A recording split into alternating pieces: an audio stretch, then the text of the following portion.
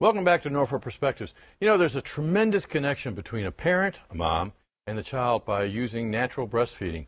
But that connection can go even community-wide thanks to King's Daughters. King's Daughters Breast Milk Bank was created 9 months ago, and it's got some tremendous updates and some tremendous advances have been made in this community. But we need some of your help on this. Dr. Michelle Brenner, pediatrician and Milk Bank Medical Director. How are you doing? Hi, great.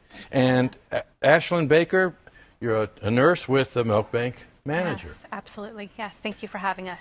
Okay, I'm going to go with full disclosure. I spent 20 years with the Red Cross trying to get people to donate blood, so I thought I was kind of familiar with this topic, but it's a little different. Explain the process to me. Okay. It's actually very similar, but a little different. I hope so. So similar to blood banking, we're looking for volunteer donors who are very healthy and interested in providing us their surplus breast milk.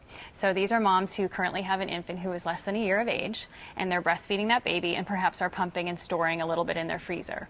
And we're interested in collecting their surplus milk to actually process that, pasture it, and then provide it to neonatal intensive care units in our city and then around the country for infants in need.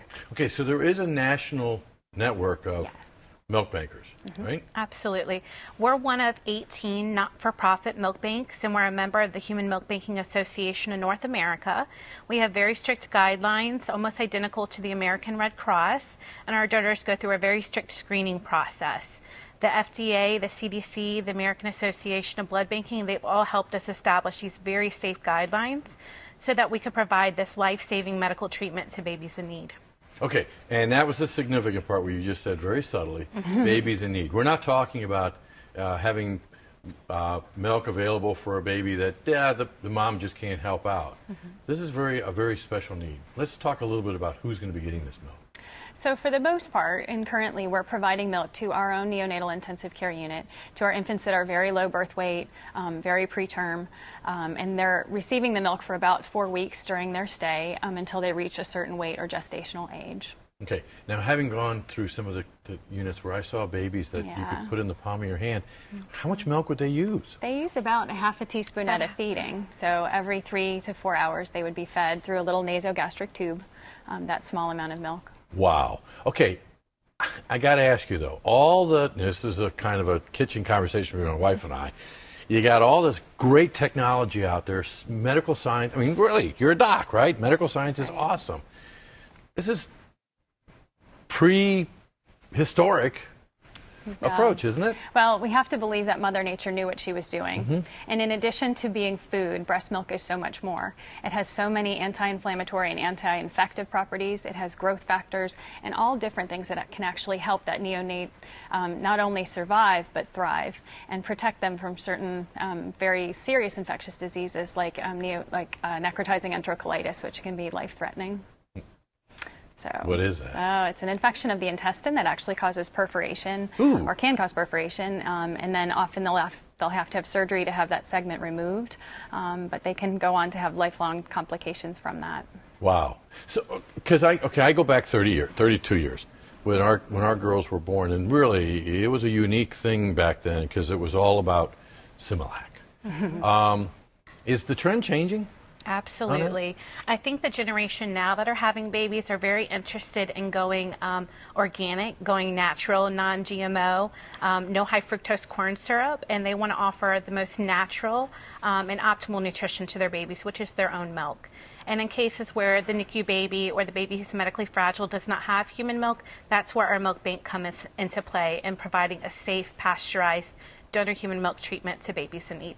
Okay, now one of the reasons my wife was motivated to do this was because of the connection between baby and mom, and the idea that really kind of helping with allergies, things like that, food allergies. Absolutely. Those are all very personal, but you're talking community. So how do you connect that? It's been really interesting. Our community has been very supportive. We didn't realize that we had so many moms with freezers packed of little packets of frozen breast milk. So really, in the last 10 months, we've collected over 150,000 ounces of breast milk from our community. Absolutely. Holy moly! And our Navy community as well, the military community brings us a lot of donors.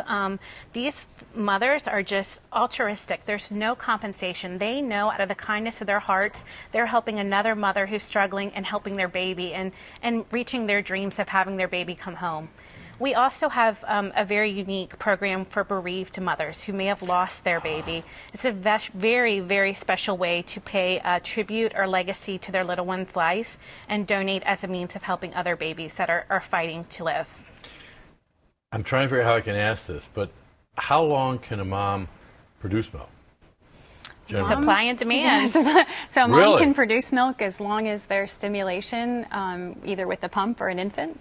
So Or child. years. So kind of Or if you got a child. mom whose child just got through is into the early baby food and that kind of thing and is not using as much. Yeah, there's That's the ideal time. Most mothers are coming to us and want to donate between 6 and 9 months after baby's born. And they notice that their breastfeeding relationship is very stable, their baby has plenty of milk, and they are eager to help other babies in need. Okay, now how do you know that the milk is going to be safe? So there's a triple screen process that we go through. The moms initially will call us for information, and we ask them all kinds of health questions, questions about their diet, where they've lived, and then we send them a packet, and all of those questions are basically repeated. We ask about medications, herbal supplements, different things that they might be taking. Then, after they pass all of that, we send them for serum screening. So just like the Red Cross, they're screened for HIV, hepatitis B, hepatitis C, a special virus called HTLV, and for syphilis. When all of that is clear, we get a letter from the baby's pediatrician, from the mom's obstetrician, to say both of them are healthy and that they're a good donor family, and then we send them a cooler. Cool. Once the milk comes to us, we pasteurize the milk. So just as cow's milk or coffee creamer in your fridge is homogenized and pasteurized, we're homogenizing and pasteurizing the breast milk. And we take it one step further and send it to the CHKD microbiology lab to make sure that there is zero bacterial growth in the milk before it's dispensed to the babies in need. That is so cool. Okay, I've got to say this before we close. Thank you, Jolene, Amanda, and Monica for making this not too awkward a conversation for a dad to have. Great. Thanks for Thank everything you. you guys are doing. Thank you. Now let's talk baseball when we come back.